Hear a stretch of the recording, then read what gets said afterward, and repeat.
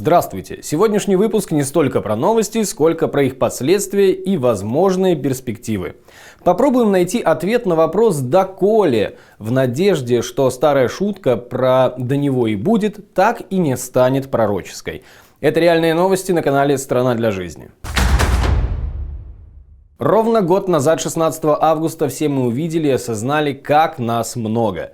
Большинство экспертов сходится во мнении, что на пике марша у Стеллы и на центральных улицах Минска собралось 500 000 человек. Десятки тысяч в областных городах, тысячи человек в районных центрах. И многим казалось, мне, например, тоже, что диктатуры в стране осталось на 3 дня. Но что-то пошло не так, и спустя год среди тех, кто не опустил руки и не потерял надежду, все чаще с пониманием и некоторой грустью звучит «это игра в долгую». А вот насколько в долгую, зависит от каждого из нас. Народу иногда надо выпустить пар. Нужно это и позволяется для того, чтобы не сорвало крышку и не случилась революция. Поэтому власть имущим можно и нужно отделаться легким испугом, наблюдая за митингами, акциями, протестом, при этом выполнив требования демонстрантов с минимальными потерями для себя и максимально продезинфицировав болезненные точки общества. Увы, это не про белорусскую реальность. Во всяком случае, мотив у захвативших власть был совсем другой. После того, как стало ясно, что 9-10 августа явно пережестили, пока еще не признанные террористическими организации ОМОН, СОБР, ГУБОП, Алмаз, ГАИ, внутренние войска, МЧС, если кто-то забыл, они тоже участвовали в разгонах, нужно было откатить назад. Поэтому в первую неделю после выборов мы видели, как представители вышеперечисленных защитников режима опускали щиты, отступали, не мешали, не пресекали. Поэтому стали возможны и женский марш 12 августа, и 16 августа. Нам всем позволили выпустить пар. При этом никто не собирался и не собирается до сих пор выполнять 3 простых понятных требования.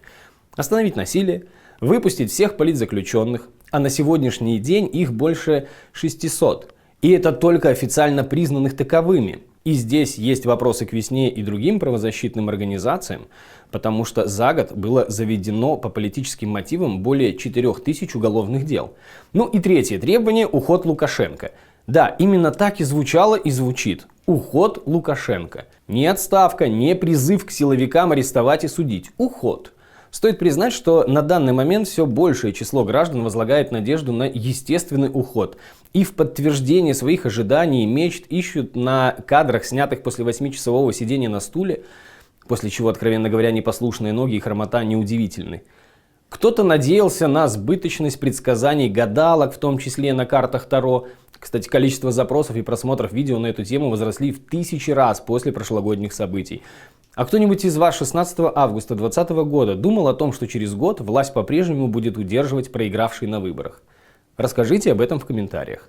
Человек, который, как утверждает он и протоколы его ЦИКа, победил на выборах, а теперь весь год ездит с концертами по стране, во время которых как мантру повторяет: «Я победил, я президент, не сдался, не прогнулся, виноваты мерзавцы, БЧБшники, американцы, поляки, литовцы, крысы, дураки», ну и так далее. Ну вы в курсе. Не похоже это на речь уверенного в своей победе, но похоже на речи того, кто уверен, что имеет право руководить и распоряжаться страной и жизнью каждого в ней. И все мы задаемся вопросом, сколько еще это терпеть? Если терпеть, то долго. Есть у диктаторов особенность такая: жить долго, пусть и несчастливо. Политическая смерть на данный момент куда более быстрый способ дождаться перемен.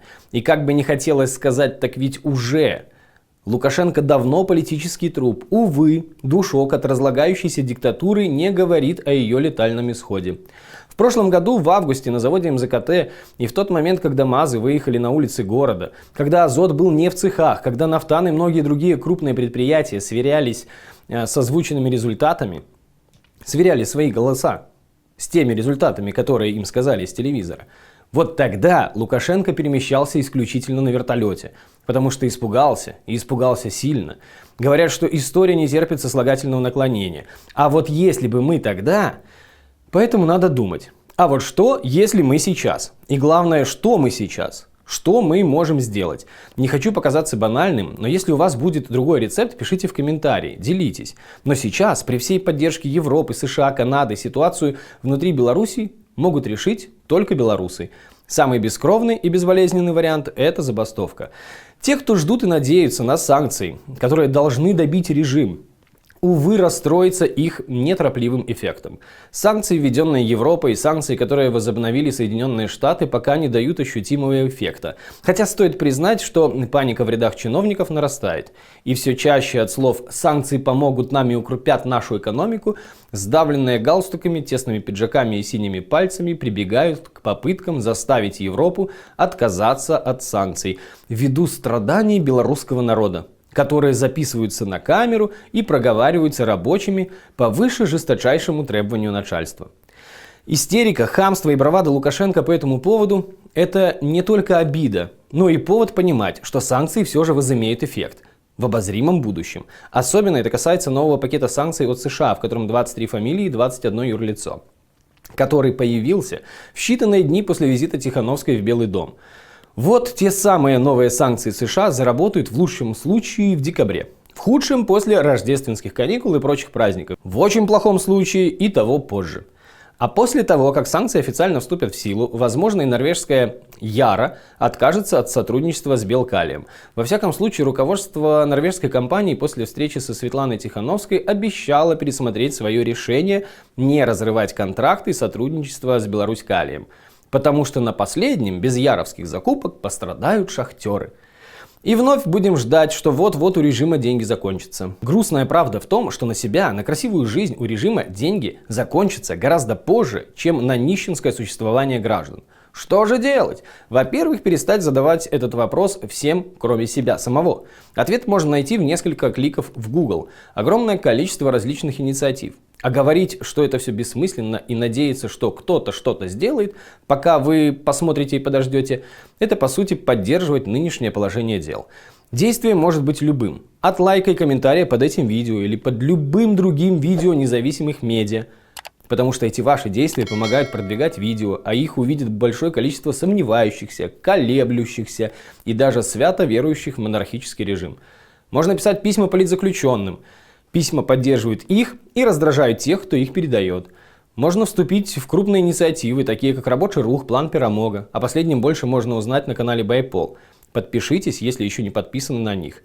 Каждую неделю новые данные, новые сливы из взломанных баз данных МВД, в которых можно узнать, кто и какие приказы кому отдавал. Из последнего, вот, например. Приезжает этот автобус, блядь, всех пиздит, блядь, закидывает в автобус, завозит в райотдел, блядь, внутренний двор есть.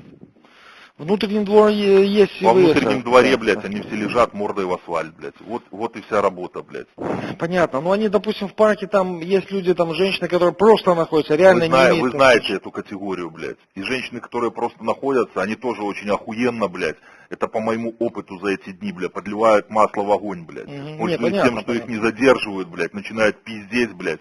Этих раззадоривать и нас хуесосить. Такая же хуйня. И одно исключение для женщин, блядь, то, что они не лежат мордой в асфальт, блядь, а стоят возле стены, блядь, мордой к стене, блядь. Я понял. Только всех пиздить, блядь. Вот основной посыл. Я понял, хорошо. И уже поебать, что они там делают. Стоит просто, блядь, в стороне нахуй, блядь, на велосипеде едет, снимает с телефона, блядь. Всех задерживать и пиздить. Все понял, хорошо. А дальше уже единственный вопрос, кто обосрался, блядь, пинка под сраку, блядь, и когда-нибудь отпускайте, блядь. Кого знаете, блядь, или кто там действительно, блядь, утырок, тех, блядь, на протокол. Ну, я просто это к тому, что наполняем СВСов. Для тех, кому кажется, что мирные инициативы это не для них, есть и более радикальные, например, супротив. Повторюсь, это все легко найти, вписав запрос в Google, было бы желание. Одного желания перемен недостаточно для того, чтобы они случились. Громко звучащая песня Цоя скорее приблизит сутки ареста, чем те самые перемены.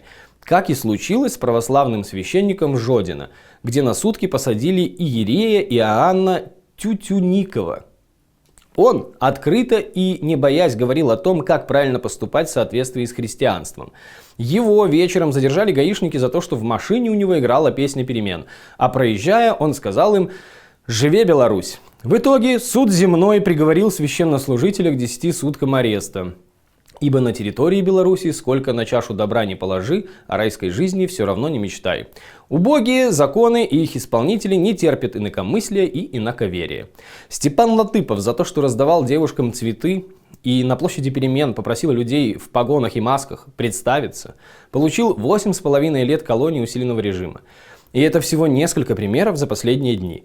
Непомерно огромные сроки за то, что вообще не является преступлением в государстве, в котором работают законы, некоторые называют издевательством.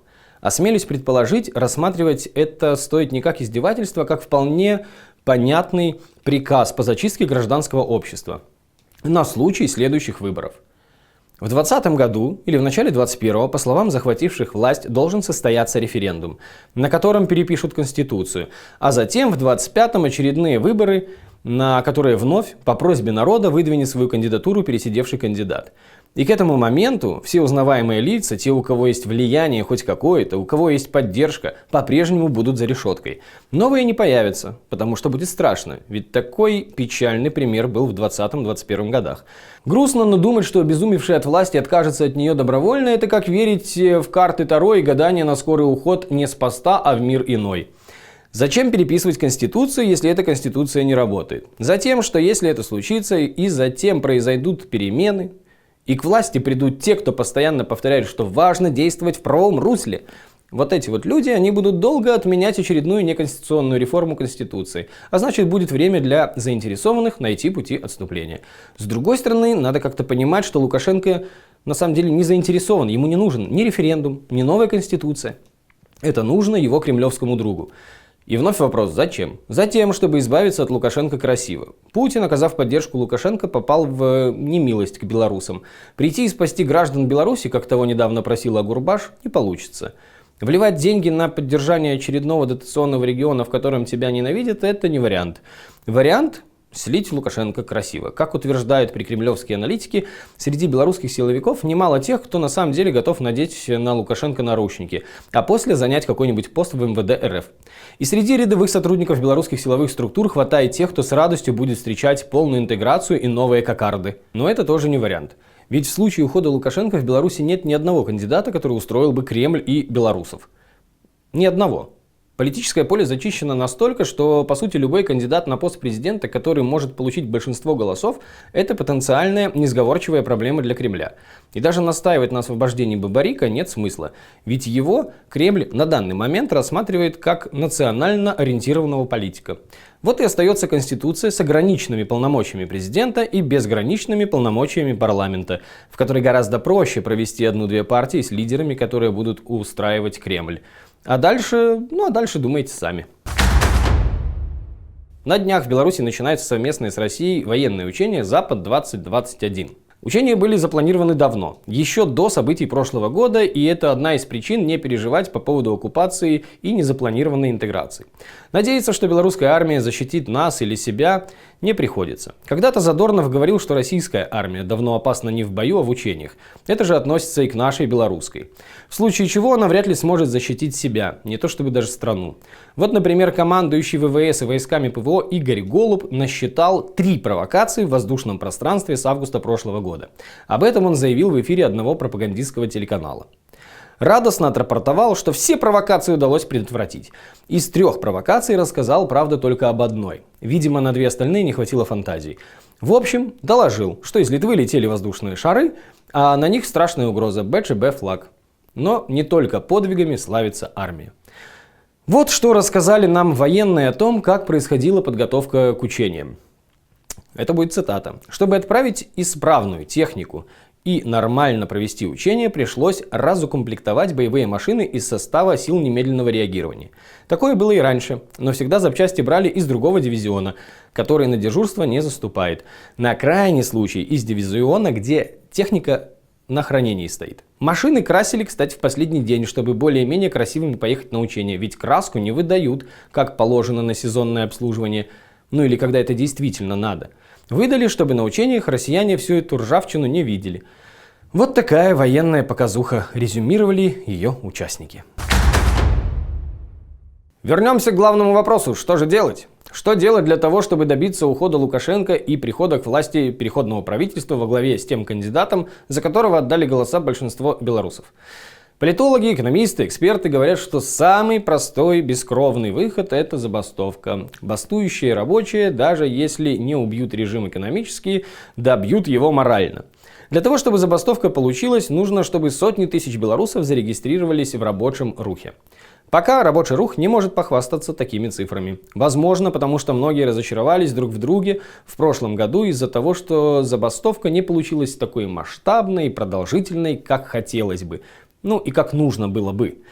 Когда и какой будет следующая забастовка, решать вам, каждому рабочему. Какой будет жизнь дальше без забастовки, решать им. Тем, кто и сейчас сыт. В смысле, ест от пуза и боится. А на сегодня все. До встречи. Друзья, 18 августа день рождения у Сергея Тихановского.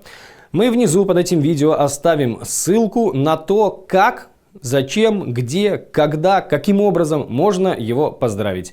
Почитайте обязательно. Поэтому, друзья, боритесь, иначе никогда мы не построим страну для жизни. Нужно бороться, отстаивать свои права.